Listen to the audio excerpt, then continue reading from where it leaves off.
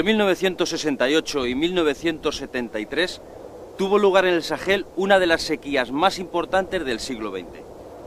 Afectó a 6 millones de habitantes de la región y a 25 millones de cabezas de ganado, provocando la muerte de alrededor de 100.000 personas. Esta sequía, con sus ramificaciones sociales y políticas, sirvió para elevar la desertificación al nivel de problema global. En este capítulo mostraremos la problemática de la desertificación, y en especial en nuestro país. Antes de que el ganado muriera, grandes áreas, especialmente alrededor de los puntos de agua, perdieron la vegetación como consecuencia del número excesivo de cabezas y de la ruptura del modo tradicional de cultivo derivada de la construcción de pozos profundos. La mala gestión de la tierra, cultivos intensivos, deforestación o incendios forestales son algunos de los factores relacionados con la desertificación. La desertificación tiene efectos muy diferentes en función de la situación económica de un país. En países desarrollados como el nuestro, la desertificación es un problema de degradación de tierras que tiene impactos sobre todo culturales. En un país en vías de desarrollo, la desertificación tiene efectos directos en el bienestar directo de la población, en la producción de alimentos, en las condiciones de vida, en los recursos de combustible, es decir, que afecta directamente a la vida de la población.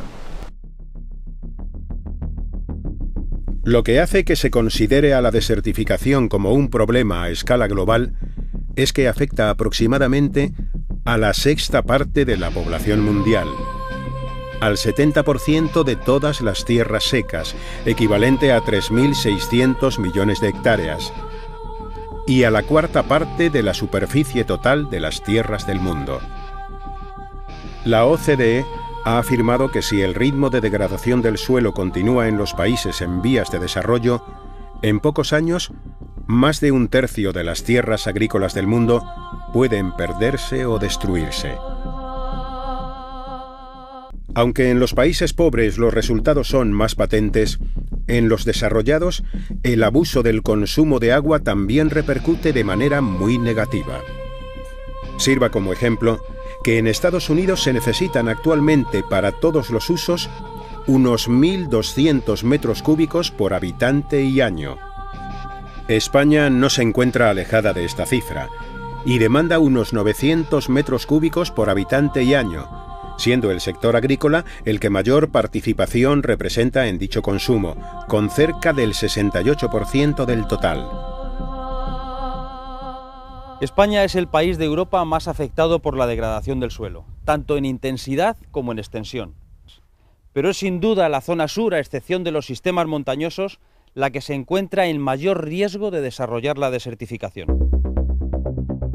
La realidad es que de los 50 millones de hectáreas de nuestra geografía, solo unos 15 millones tienen bosques. Las características de nuestro relieve y la irregularidad de las precipitaciones hacen a nuestro país muy vulnerable a los procesos erosivos. Más del 30% del territorio español se encuentra sometido a procesos de erosión graves, estimándose que unos 1.000 millones de toneladas de tierra se pierden anualmente. La pérdida de suelo ha sido general. Basta que nosotros nos movamos en el Alledo de Montejo para que veamos que zonas de una pendiente superior al 100% y que ha mantenido el arbolado y tiene más de 1,5 metros de profundidad, mientras que las zonas que fueron cultivadas por lo llanas que eran con pendiente al 5%, hoy la superficie del suelo que hay es apenas de 60 centímetros, es decir que 20 años de cultivo supuso la pérdida de más del 40 o del 50% del suelo. Ese suelo va creciendo pura y exclusivamente por la actividad de los árboles. Cuanto más duradera en números de siglos sea esa capacidad de producción de materia orgánica, ese suelo será incrementando. Pero sin duda la sobreexplotación de acuíferos, junto al deterioro de la calidad del agua por intrusión salina de origen marino o polución por agentes agroquímicos y la consiguiente salinización de suelos, es uno de los procesos de mayor riesgo de desertificación en el sur peninsular. La desigual distribución de las lluvias a lo largo del año y su general concentración en periodos de tiempo cortos sobre cuencas de relieve accidentado, semiáridas y áridas, hacen de nuestros ríos auténticos torrentes que llevan al mar de forma inaprovechable la mayor parte de los recursos de agua del país, asolando a veces con sus avenidas comarcas enteras. Los recursos hídricos se encuentran desigualmente distribuidos, y precisamente son las áreas menos favorecidas hidrológicamente por razones de clima las que demandan más agua para el desarrollo de cultivos de regadío, y cada vez más para el desarrollo turístico. La línea de trabajo más importante de lucha contra la desertificación y con más larga tradición es la restauración hidrológico-forestal. De hecho, estos proyectos de restauración son realmente antiguos, ya se empezaron en el siglo XIX, cuando todavía nadie hablaba ni existía el término desertificación, pero el problema sí que existía.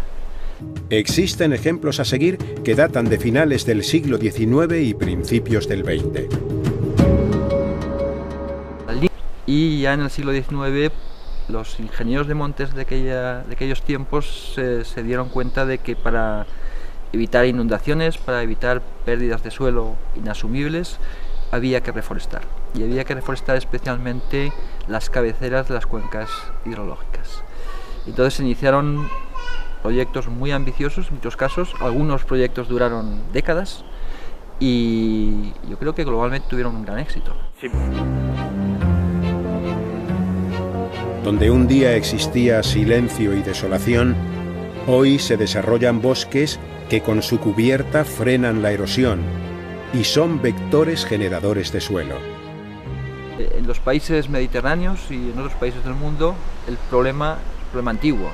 Las tierras han sido degradadas por exceso de explotación durante siglos, incluso durante milenios en algunos casos. Y la degradación en la mayoría de los casos comporta deforestación. Por lo tanto, recuperar las tierras degradadas significa también en parte recuperar los bosques. Entonces el reforestar tierras degradadas es uno de los mecanismos principales para recuperar el suelo y para recuperar el flujo, para regular los flujos hidrológicos y para recuperar los ecosistemas naturales. El peor enemigo es el fuego. Su paso asola en unas horas lo que le ha costado al hombre y a la naturaleza tantos años de trabajo.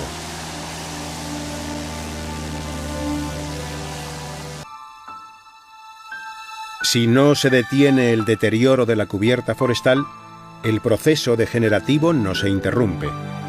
Se puede incluso llegar a sobrepasar el umbral de reversibilidad y por consiguiente nos podemos encontrar con gran dificultad o incluso con la imposibilidad de conseguir la restauración de la zona.